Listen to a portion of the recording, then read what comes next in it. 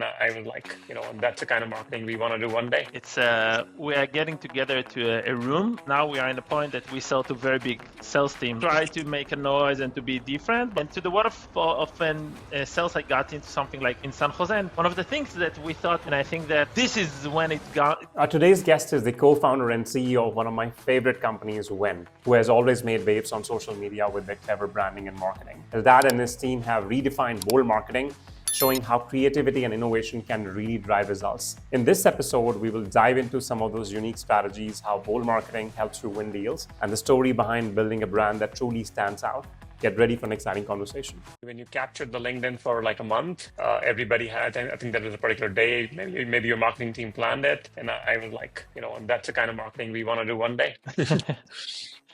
It's we are getting together to a room and think together what is the weirdest thing we can do together, and then we execute it. That was amazing. I mean, I looked at some of the things which you did on your website, on your LinkedIn, that winning playlist, and I think you have that clever name as well, so you can play a lot of fun. And I wanted to ask you one question which actually had the fun, and I think it was fun. I mean, it has that fun, light vibe on your with your brand.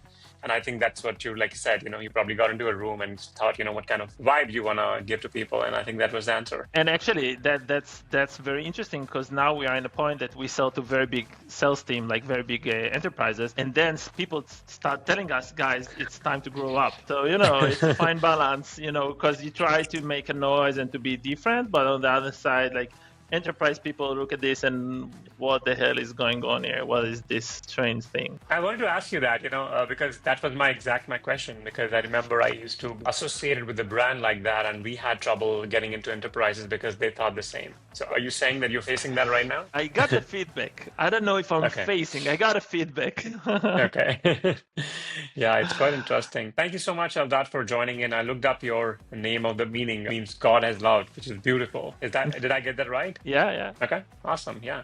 Thank you for being here. It's going to be just quick 15 minutes. We are 13 minutes away. I don't have like a lot of agenda. I have a simple question, and I think we can chat about it and make it super conversational. I looked at your journey. I saw that, how you have led teams, you have been head of business development. You've been doing that for 8 years before you started this company. So you have a lot of sales background, right? And then, of course, right now, I looked at your product, and I think, first of all, I want to give you a compliment. The video was amazing. I just sent it to my team, and I said, we want to make a video like that. So please tell us, the inspiration behind, creating a product, what you have created. Yeah. So I think that, it's very interesting that the journey, you mentioned that I have a long, time in being a salesperson, but in my personal perception, I don't perceive myself as a professional salesperson. I came from a very diverse background, tons of different things, like 7 years in the Navy, 7 years in the world of nonprofits.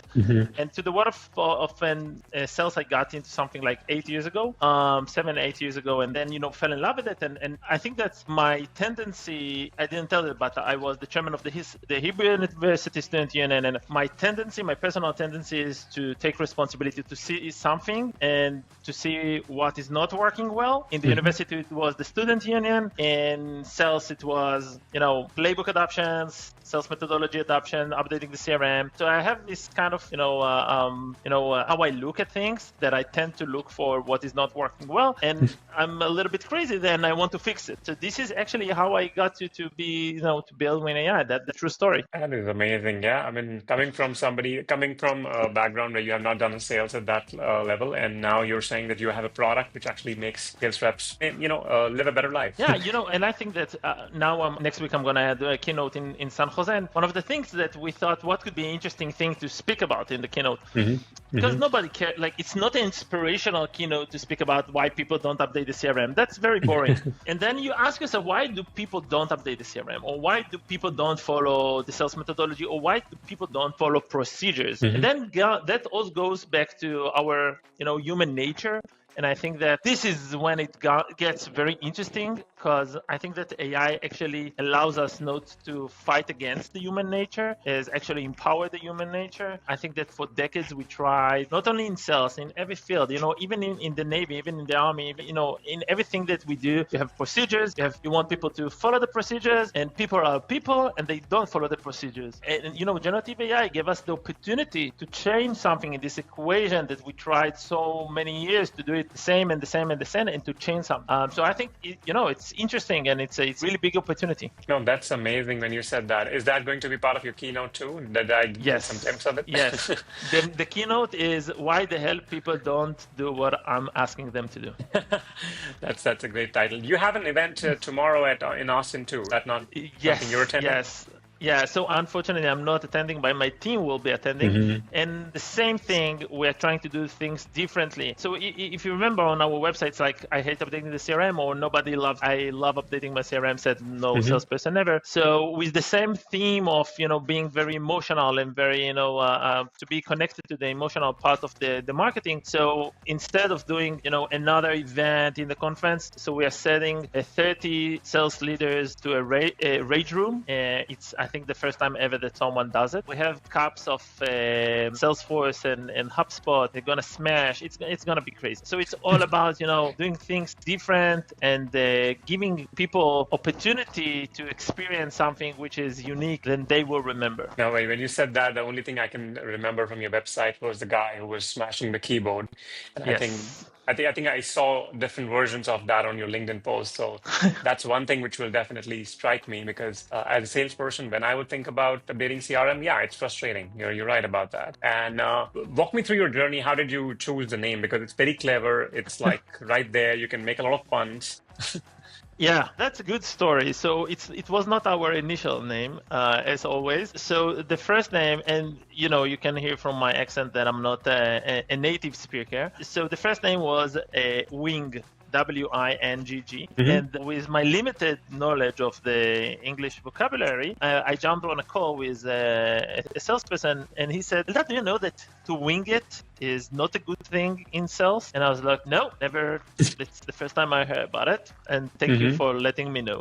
And then wing was off the chart, and then we thought about, so there was a time in 2021 that everyone wanted to have a name of an animal to the company, and then the domain will be, I don't know, doggy.io or doggy, I don't know, something stupid. So we looked for all of the relevant animals.ai or something.com. The only animal that was left is Liger. Now, Liger is a combination between lion and tiger, and we had a whole story about like why a lion and a tiger together is big, like it's like salesperson and AI together. It's like a hybrid and whatever. But many people didn't read it well or didn't understand what is Liger, and then we said, okay, that's too complicated. And then one of our angel investors said, listen, the main thing is to change the bottom line. The bottom line is to win more. And we were like, okay, win. Now you don't want to do YIN because that's, it will kill you on Google search.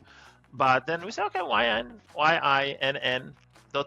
straightforward, and that's it. That's the story. That's amazing. Yeah, I always love listening to the stories, and I think this is gonna be a good one. I'll remember for a You talked about AI, you talked about sales, and I think today everybody's talking about AI. I don't think so there's any company which does not say, hey, we are not using AI. In fact, we would be looking down on them if they say otherwise. So, and you come from, and you're a founder. Of course, you lead your sales team. I have a tiny question. What's your number one tip for winning at sales? And the second question is, how are you using AI to win at sales in your own company? Yeah. So I think that one of the things that I'm, trying hard today in order to improve the sales motion is to understand what are the bottlenecks. For example, for us, because we sell to big sales organization, so IT can kill us. Like IT review is killing us. So today I'm really trying from the first call to tell, hey guys, if that's interesting, let's start the IT review. That's it. And I'm always telling them, listen, it's gonna take time.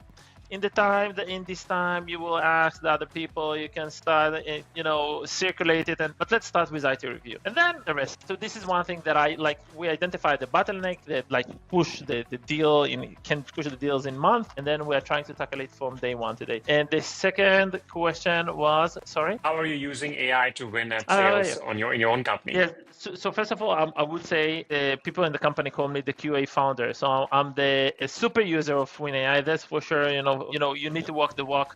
So I'm using WinAI 3, 4, 5 times a day. Part of this, a heavy user of LLMs and GPTs. I work on this on a daily basis, whether it's about helping me to analyze data, or to do things that even creating content can be relevant. But I think that, it's everywhere around us. Like in every tool there are aspects of AI, and I'm trying very much also to know like what our competitors and what's the sales tech is like super dense ecosystem. So you're trying to think, okay, that's interesting, and we can also do that. We can also do that, or pieces of that.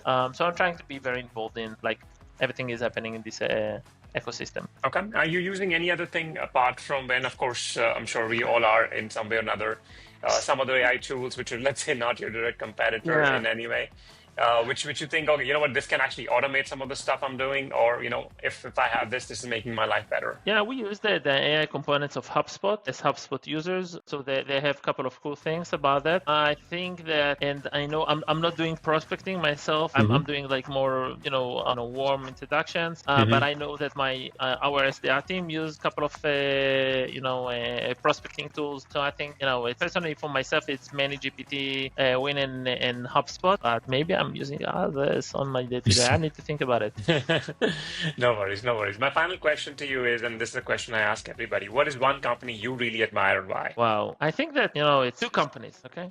And maybe it's always, always goes to the founder. I think that Mark Benioff did something really big. Like everybody hates Salesforce, but not that they hate Salesforce per se. They hate the admin work and they hate app itself. And I think that the ability to see something is not working well, to be disruptive, to be bold, like he did, like he was giving papers out of Oracle events, and he did like a lot of mess. I really can relate to that, and I think that he's a very marketing oriented CEO, which I can totally relate, and I think that's one of the founders I really can relate. And on the other hand, I think like I just saw on Netflix. Sorry, it's a whole different story. I just saw on Netflix about the founder of WWE or WWF, and also from Vince McMahon. I don't remember, but yeah, you're right. Yeah. So, and I think that what is super interesting about that is understanding that the narrative is the only thing that matters.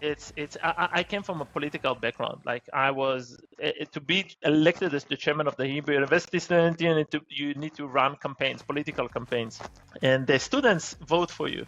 And it was like 20,000 students. So it's not, it's not prime minister, but it is a political campaign. And like in political campaign, you need to check the mindset and to make people feel something about you. Usually positive, but it could be also negative because they know who you are and like you move the needle. So I think that he did really bad things, and I'm not taking his moral as aspiration, but I think that the perception that narrative is the only thing that matters. Reality doesn't matter. Narrative is what matters, and narrative is what you keep saying and what you're generating in the reality.